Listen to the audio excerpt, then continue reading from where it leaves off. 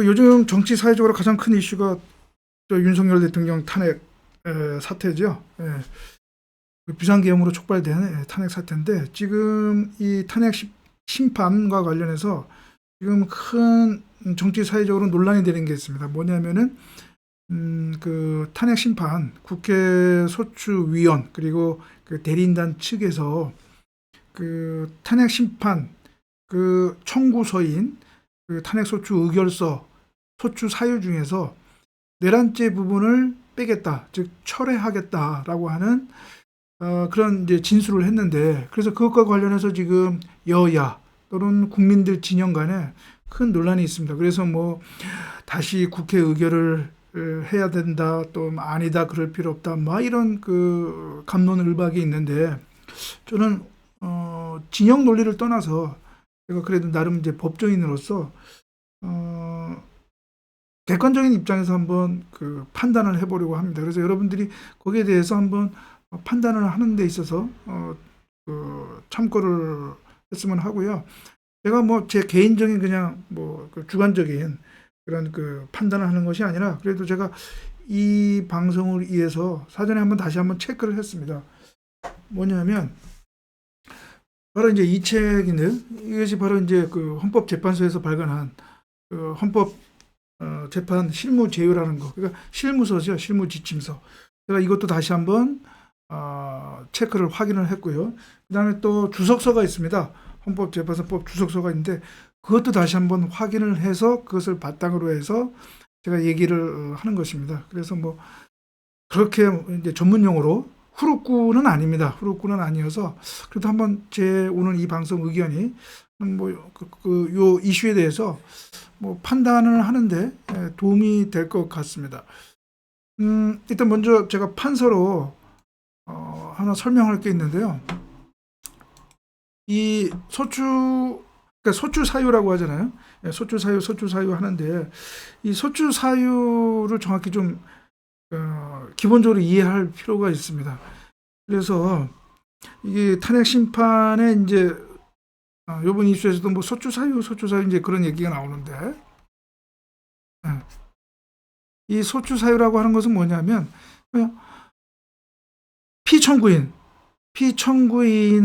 피청구인을 파면하는 게 맞느냐 아니냐를 판단하는 그 사유를 얘기하는 겁니다. 소추 사유, 그 사유. 근데 그 사유, 이 소추 사유는 어떻게 구성이 되었느냐? 그러니까 우리 그 탄핵 그 사유의 그 기본적인 그 규정은 어떻게 되어 있느냐면 그거잖아요. 직무상 피청구인의 직무상 행위가 헌법 위반. 이게 전자판서는 잘 이게 쓰기가 잘 안 되죠. 그 다음에 법률 위반. 그죠? 예. 그렇게 되어 있습니다. 그 직무상 행위가 헌법 위반, 법률 위반인 경우에는 이제 탄핵 사유가 되는 거죠.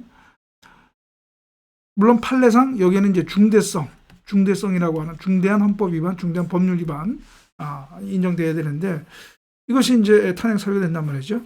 그러니까 이것이 이제 그 기본 개념인데, 이 소추 사유라고 하는 것은 뭐냐면 그 직무상 행위들이 있잖아요. 행위들. 이걸 이제 소추 사실이라고 하는데, 소추 사실. 그러니까 행위죠, 행위.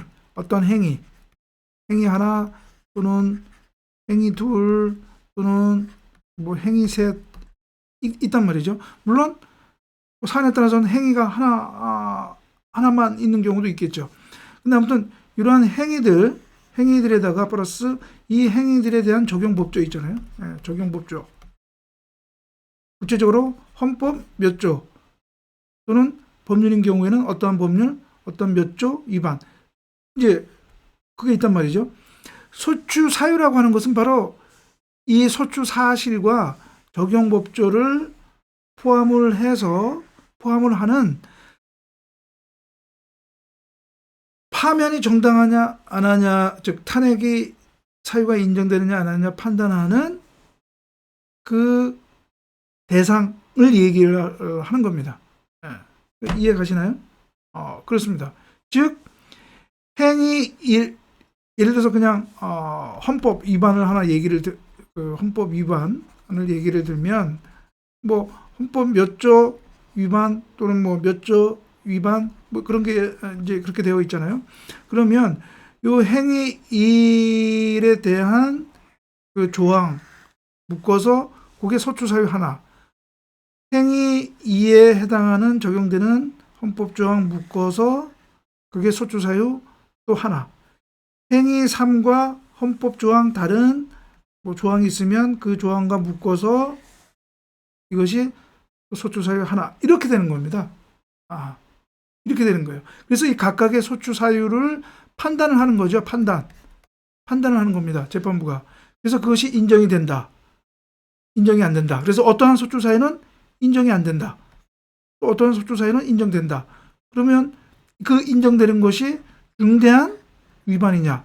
그러면 탄핵 사유는 인정이 된다. 이제 그렇게 되는 거죠. 여러분 기본 개념 이해를 하십니까? 예. 그래서 요 소추 사유 중에서 하나를 철회를 한다라고 할 경우에가 이제 문제가 되는 것입니다. 그래서 지금 이 내란죄 부분을 뺀다고 하는 것이 과연 이 소추 사유에 해당하느냐? 그러면 그 소추 사유에 해당한다면 그것이 소추 사유의 철회가 될 것이고, 그러면 철회가 되는 경우에는 다시 국회의 의결을 거쳐야 되느냐, 다시 국회 재의결을 밟아야 되느냐라고 하는 것이 이번 논란의 핵심 쟁점인 것입니다. 예, 여러분 이해 가십니까? 그렇습니다. 그러면 이번 그 윤석열 대통령이요, 그 소추 의결서 에 봤을 때 그러면 소추 사유는 어떻게 되는 거냐, 이제 그것이 문제가 되는 거죠. 그래서 여기 보면 이제 대통령 탄핵 소추 의결서인데요. 여기 보면 탄핵 소추 사유 이렇게 나와 있잖아요. 그래서 여기 보면은 탄핵 소추 사유가 크게 보면 여기 나와 있잖아요. 내란죄를 범하였다. 형법 내란죄를 범하였다. 이게 하나고요. 그 다음에 또 하나는 뭐냐?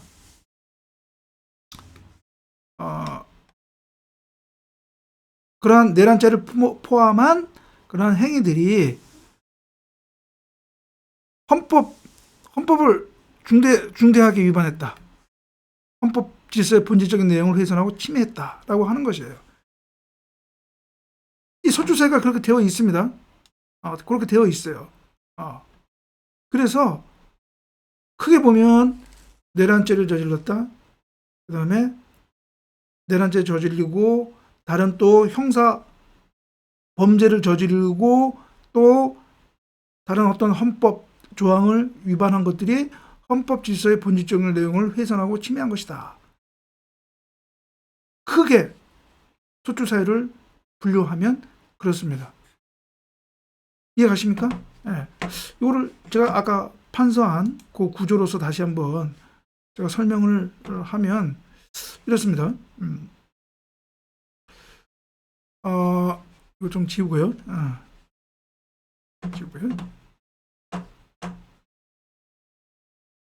그래서 그러니까 여러분 요 개념을 요 기본 개념을 보시고 이제 제 설명을 들으시면 조금 더 이해가 될 것입니다. 결국은 이번 윤석열 대통령 소추 의결서 그 소추 사유는 뭐냐면, 일단 소추 사실이죠. 소추 사실은 뭐냐면 비상계엄 선포, 이것이 소추 사실 하나고요. 그 다음에 국회 봉쇄, 그리고 그 국회의원들 의결하는 거 방해. 네. 이게 소추 사실 둘이 될 수가 있고, 하나는 뭐 국회의원들 몇 명의 국회의원과 다른 인사들 체포하라는 거 있잖아요. 그렇죠? 네. 이것이 소추 사실 세 번째가 되는 거고요. 그 다음에 하나가 아마 선관위 압수수색, 이게 될 거예요. 이게 이제 소추 사실 4가 된 거죠. 요 소추 사실이 헌법 위반이 되는 것이고, 그 다음에 형사법 위반, 즉 내란죄, 대표적인 것이 내란죄죠. 내란죄에 저질렀다. 요것이 기본 구조인데, 그래서 크게 이러한 각각의 행위들이 헌법 위반이요, 또 이러한 각각의 행위들이 내란죄 또는 직권남용 또는 특수공무집행 방해, 이렇게 형사법 위반이 되는 것이다. 이렇게 되는 겁니다. 예. 그래서 크게는 헌법 위반, 그다음에 형사법 위반, 내란죄 성립, 요것이 소추 사유가 되는 겁니다. 크게 소추 사유가 하나 분리되는 거죠. 그런데 중요한 건 여기서 뭐냐면, 아까도 소추 의결서에서 봤듯이 내란죄 성립, 내란죄에 해당되기 때문에 그것이 형사법 위반이 되는 것이고, 그래서 탄핵 사유가 된다라고 하는 거잖아요. 그런데 이 내란죄에는 기본적으로 국헌문란 목적이 있고요, 그렇죠? 예. 오늘따라 이렇게 잘 안 써지나? 목적이 있고, 그다음에 폭동이 있죠, 폭동. 그러니까 이것이 있다라는 걸 전제로 해서 주장하는 것이죠. 그러면 자 보세요. 여기서 이 내란죄 부분을 뺀다고, 내란죄가 성립된다라고 그 주장, 그 부분 소추 사유 이 주장을 이쪽 진술을 철회한다는 것은 뭐냐면, 이거는 심판을 구하지 않고 요거만 구하겠다라고 하는 것이에요. 그러면 일단 소추 사유가 축소가 되는 거죠. 양적으로는. 그렇죠? 또 질적으로도 축소가 되는 것이에요. 헌법 위반 사유, 그다음에 그 내란죄 성립으로 대표되는 형사법 위반 사유 두 개 중에서 한 개를 빼는 거니까 양적으로뿐만 아니라 질적으로도 축소가 되는 거죠. 결국은 이게 바로 소추 사유의 철회가 되는 것이죠. 철회. 소추 사유의 철회가 되는 것입니다. 법적으로는. 국회 소추위원, 그다음에 대리인단 측에서는 뭐 내란 행위는 변함이 없으니까 이거는 상관이 없다라고 하는 건데, 그거는 약간 좀 법리적으로는 안 맞는 말이에요. 왜냐하면 제가 지금 얘기했잖아요. 헌법 위반, 형사법 위반 두 개 주장을 하다가 이것이 소추 사유인데, 이 형사법 위반, 내란죄 성립을 주장 안 한다는 것이잖아요. 그러면 이 각각 행위는 똑같아요. 그 변함이 없죠, 당연히. 이 변하는 요 소추 사실에는 변함이 없잖아요. 그런데 이 적용법조 형사법 위반 이거를 삭제한다고 하니까 소추 사유 중에서 하나를 빼는 거잖아요. 그러니까 이 소추 사유의 질적, 양적 축소, 즉 소추 사유의 철회가 되는 것입니다. 이해가시나요? 네, 그렇습니다. 그러면 문제는, 그러면 이러한 소추 사유의 철회가 있는 경우에 어떻게 처리되어야 되느냐? 동일성이 인정되지 않으면 국회 재의결, 본회의 재의결 절차를 밟아야 된다는 얘기예요. 다시 말하면 뭐냐? 이 헌법 위반, 형사법 위반을 뺀 헌법 위반에 대한 소추 의결을 다시 해야 된다는 얘기예요, 국회에서. 그것이 법리적으로 맞습니다. 이거는 제 그냥 얘기가 아니고, 지난 박근혜 대통령 탄핵 심판 결정에서 그렇게 나와 있는 거예요. 지금 여기 여러분 보세요. 자, 국회가 탄핵 심판을 청구한 뒤 별도의 의결 절차 없이 소추 사유를 추가하거나 기존의 소추 사유와 동일성이 인정되지 않는 정도로 소추 사유를 변경한 것은 허용되지 아니한다. 즉 그 얘기는 뭐냐? 이러한 소추 사유의 철회, 동일성이 인정되지 않는 소추 사유의 철회를 해서 그 철회된 소추 의결로 심판을 구하려면 그거 다시 국회 본회의의 조절을 밟아라 라는 거예요. 이게 바로 박근혜 대통령 결정해서 이게 지금 판시된 거라니까요. 제가 지금 그 결정문 이 부분을 제가 캡처한 거예요. 그렇습니다. 그러면 원칙적으로 이 뇌란죄 부분 이게 왜 중요하냐 하면 아까 제가 앞에서 얘기했잖아요. 국헌 문란의 목적 폭동이라는 것이 인정이 돼야 돼요. 그러니까 이 형사법 위반, 내란죄 성립이라고 하는 이 소추 사유에 대해서 심판을 구하려면 그것이 인정을 받으려면 윤석열 대통령에게 국헌 문란의 목적 폭동을 일으켰다는 것이 그것이 인정이 돼야 돼요. 입증이 돼야 돼요. 그런데 그건 형사 범죄잖아요. 내란죄. 그건 헌법재판소가 직권으로 판단할 수 없고 그거는 형사 재판을 통해서 그것은 확인이 돼야 된다. 그래서 헌법재판소법에 어떤 조항이 있느냐? 동일한 사실로 소추 사유로 형사 사건이 있는 경우에는 그 형사 사건 판결 때까지 심리를 중지할 수 있다는 조항이 있는 거예요. 그러니까 이런 경우가 바로 이제 거기에 해당할 수가 있는 거죠. 그래서 내란죄에 만약에 소추 사유로 처리하지 않는다면 이 법리로 따지면 원칙적으로 내란죄에 대한 형사 재판 결과를 보고 심리를 속행을 해서 판단할 수밖에 없는 거예요. 이해가시죠? 그렇습니다. 그래서 그러면 이제 어떻게 처리를 해야 되느냐? 만약에 그 소추위원 측하고 대리인단 측에서 이 내란죄 부분을 우리는 처리하겠다. 그래서 헌법 위반 소추 사유만 판단을 받아보겠다라고 그렇게 확정을 하면 헌법재판소 재판부로서는 계속 심리를 속행할 수는 없고요. 그러면 국회 본회의의 의결을 받아라라고 소송 지휘권을 행사를 해야 돼요. 왜냐하면 전혀 다른 소추 사유가 되기 때문에, 소추 의결이 되기 때문에. 그러면 국회에서 헌법 위반 소추 사유만으로 소추 의결서를 다시 표결에 붙여서 그것이 3분의 2